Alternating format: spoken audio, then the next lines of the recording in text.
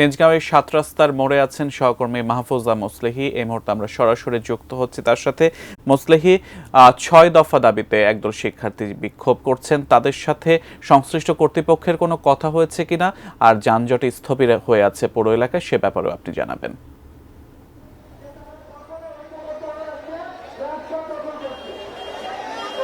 জি সিয়াম, এই আন্দোলনটি আসলে সকাল 10:30 থেকেই চলছে। আমরা দেখছি রাজধানীর ৭ রাস্তার এই মোড়ে অবস্থান করছেন তারা বেশ কয়েক ঘন্টা ধরে।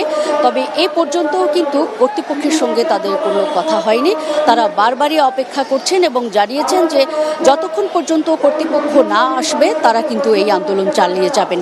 এরকম একটি ঘোষণার মধ্য দিয়েই আমরা সকাল থেকে এই ৭ রাস্তার মোড়ে দেখেছি তাদের আন্দোলন, এবং এর ফলে সৃষ্ট যে যানজট তা কিন্তু দীর্ঘ থেকে দীর্ঘ হয়েছে।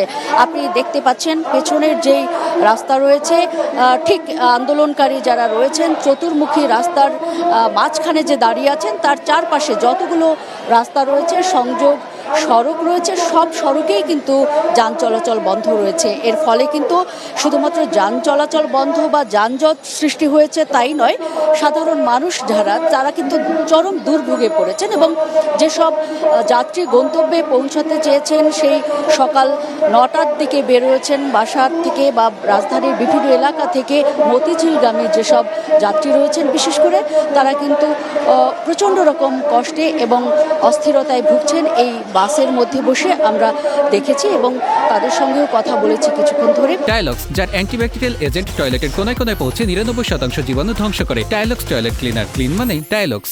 কিন্তু আন্দোলনকারীরা বারবারই বলছেন যে আসলে এই ধরনের অবরোধ না হলে, আন্দোলন খুব বেশি যদি জমিয়ে না তোলা হয় বা এ ধরনের দুর্ভোগের শিকার যদি জনগণ না হয়, তাহলে কিন্তু জনগণের কানে পানি আসে না। এমনকি সংশ্লিষ্ট কর্তৃপক্ষ এবং সরকার যারা রয়েছেন তাদেরও কিন্তু কর্ণকুহুরে তাদের এই দাবি পৌঁছবে না, এমন অভিযোগও কিন্তু তারা বারবার করছেন। কিছুক্ষণ আগেও কিন্তু আমি কথা বলেছি, এই লাইভে ঢোকার জাস্ট 2 মিনিট আগেও তাদের সঙ্গে আমার কথা হয়েছে। তারা জানিয়েছেন যে এ পর্যন্ত সরকার কিংবা কর্তৃপক্ষের কেউ এসে তাদেরকে আশ্বস্ত করেননি যে তোমরা উঠে যাও বা তোমাদের দাবি মানা হচ্ছে।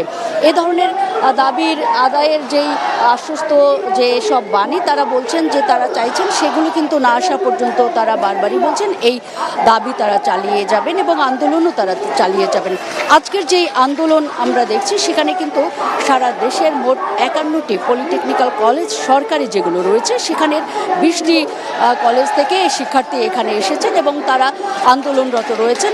যারা আন্দোলন করছেন তারা বারবারই আমাকে বলছেন যে আজকের দিনের মধ্যে যদি এই দাবি মানা না হয় তাহলে আগামী দিন থেকে কিন্তু অনির্দিষ্টকালের জন্য সারা দেশের শিক্ষার্থীরা একযোগে এই আন্দোলন অব্যাহত রাখবেন। এই ছিল আমার কাছে সর্বশেষ পরিস্থিতির খবর পলিটেকনিকের এই শিক্ষার্থীদের আন্দোলন নিয়ে।